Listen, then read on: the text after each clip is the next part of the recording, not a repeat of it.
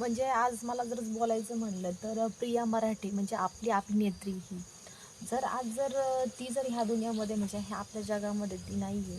पण खरं सांगायला गेलं तर ती प्लॅस्टिक म्हणजे कॅन्सरमुळे ती गेलेली आहे. पण आज जर कॅन्सर होतोय तर आपणच आपल्या घरामध्ये स्वतःहून कॅन्सर आणतोय.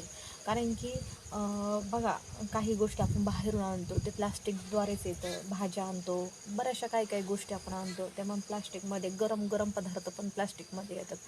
तर मला असं म्हणायचं आहे की कॅन्सर हा आपणच स्वतःहून आणतोय.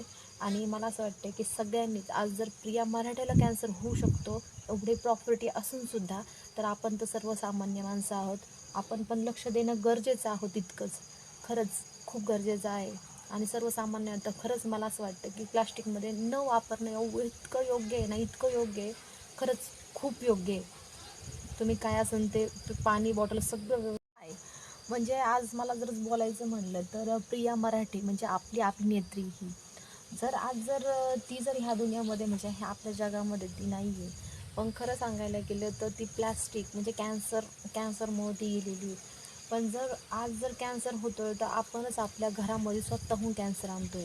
कारण की बघा, काही गोष्टी आपण बाहेरून आणतो ते प्लास्टिकद्वारेच येतं. भाज्या आणतो, बऱ्याचशा काही काही गोष्टी आपण आणतो त्यामुळे प्लास्टिकमध्ये गरम गरम पदार्थ पण प्लास्टिकमध्ये येतात. तर मला असं म्हणायचं आहे की कॅन्सर हा आपणच स्वतःहून आणतोय. आणि मला असं वाटतं की सगळ्यांनीच आज जर प्रिया मराठेला कॅन्सर होऊ शकतो एवढी प्रॉपर्टी असूनसुद्धा, तर आपण तर सर्वसामान्य माणसं आहोत. आपण पण लक्ष देणं गरजेचं आहोत तितकंच. खरंच खूप गरजेचं आहे. आणि सर्वसामान्य तर खरंच मला असं वाटतं की प्लास्टिकमध्ये न वापरणं इतकं योग्य आहे ना, इतकं योग्य आहे. खरंच खूप योग्य आहे. तुम्ही काय असेल ते पाणी बॉटल सगळं